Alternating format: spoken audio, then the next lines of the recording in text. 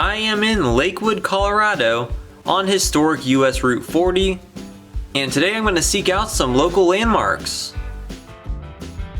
The first stop is Davies Chuck Wagon Diner. This is a historic roadside diner with a glorious and massive neon sign of a chef cowboy in an apron. This original sign is 36 feet tall and has been subject to controversy and a lawsuit because the local government thought it was too distracting to be on the roadside. Thankfully, the diner won. This diner was started by William Lyman Davies in 1957.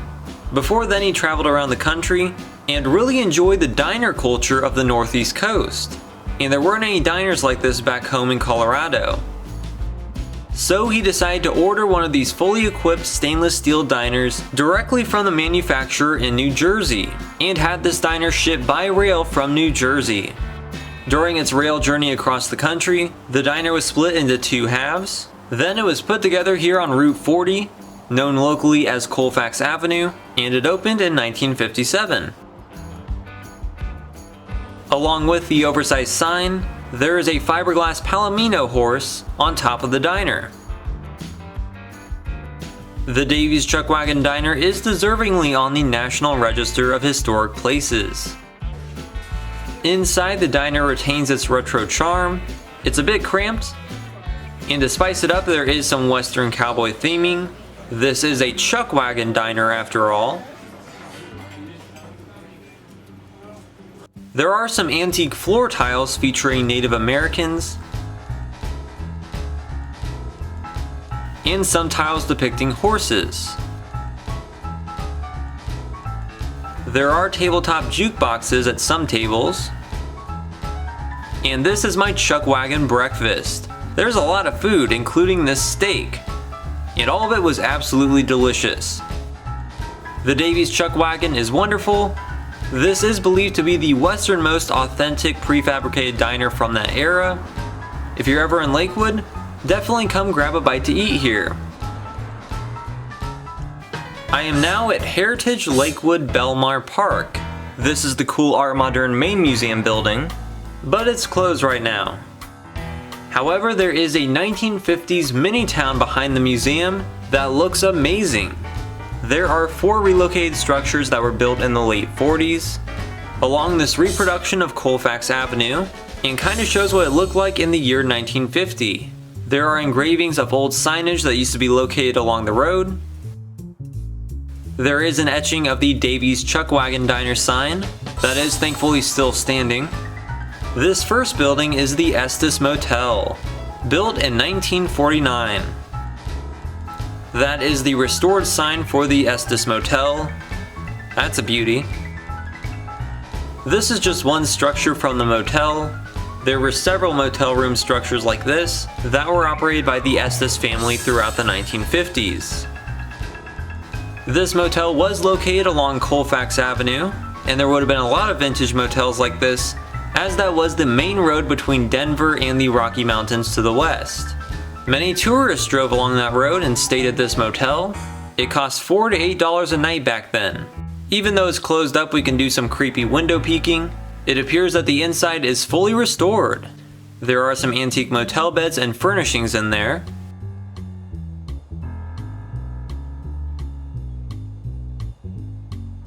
These snow boots in the window were used in the Korean War. This gorgeous structure was built in 1948. It's a really neat mix of Art Deco and Art Moderne styles. This was originally a laundry, then during most of the 50s it was an 88-cent variety store, and then from 1961 to 1996, it was known as Gil and Ethel's. Gil and Ethel Gomez operated a barbershop and beauty salon in here. It looks like it's set up as the 1950s 88-cent store now. And this food packet in the window is just like the ones given to troops on patrol in Vietnam. This is the White Way Grill. It was located on Colfax Avenue like the Davies Chuck Wagon. This one was built and opened in 1948. It is an authentic Valentine diner, which, like the Davies Chuck Wagon, was a prefabricated diner, and these Valentines were much more common in the West as they were built in Wichita, Kansas. However, Mr. Davies wanted an authentic Eastern diner, which is why his former restaurant is more unique. The White Way Grill is restored to its former glory and looks great. And this is the Peerless gas station, which clearly is not restored all too well. It was built sometime in the 1940s or 50s and was located on Colfax in Denver. There were lots of gas stations like this on Colfax, but after the interstate bypassed it, they pretty much all closed down and were destroyed. This one was recovered from a junkyard, and they are planning on restoring it. So this mid-century historical village is awesome. I love this era and its architecture, and I'm also a big fan of the historical village concept.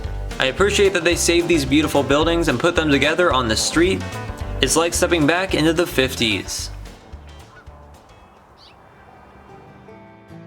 There is more here at Belmar Park, including structures from some 1920s and 30s family farms.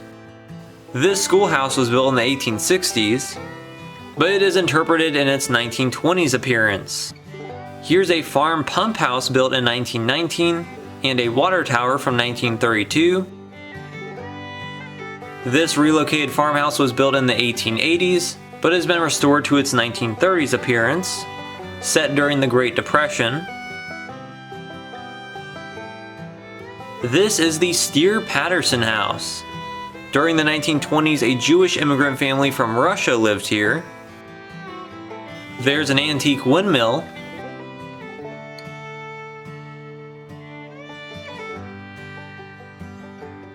There's also a tractor shed. It was built in the 1930s, and there are some vintage tractors in here.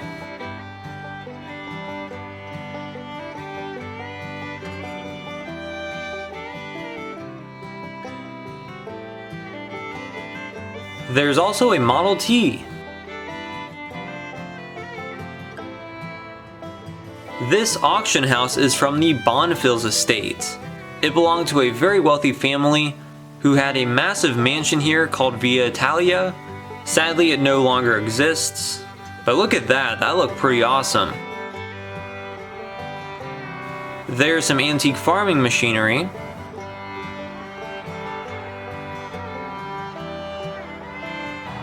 This is a calving barn from the Bonfils estate.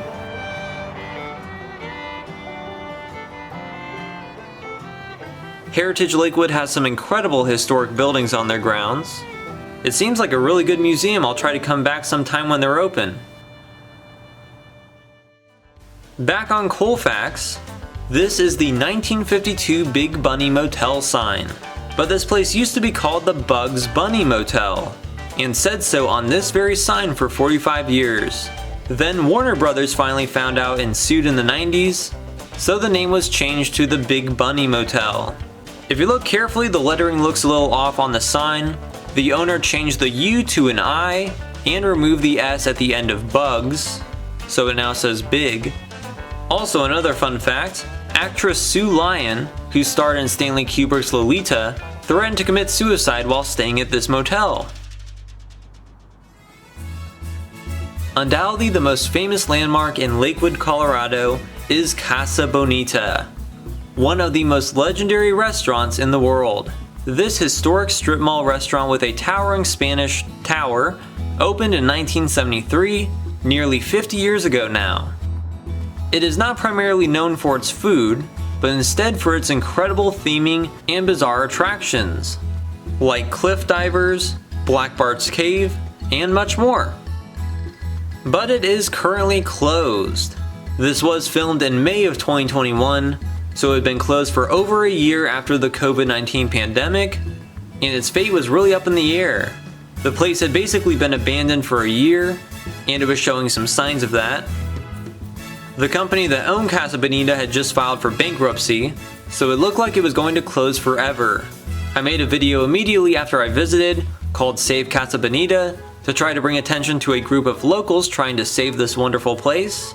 However, a few months later, the creators of South Park Trey Parker and Matt Stone, bought Casa Bonita and plan on restoring it, even improving it, and reopening the restaurant. So I want to give a huge shout out to them. The restaurant was prominently featured in an episode of South Park, and I trust they'll do good things with the place. They started giving tours of Casa Bonita a few months after I visited. I would have loved to catch one of those. The most recent reports indicate that they are eyeing to reopen at the end of 2022. I sure hope that works out, and when Casa Bonita finally reopens, I will be planning a return. Clearly there is some great stuff in Lakewood, Colorado. Also, a movie car museum is opened here, so I want to see that next time. Anyways, I hope you enjoyed the video. Please like it, share it, and subscribe. Also check out my other videos on roadside attractions and more all across the nation. And thanks for watching!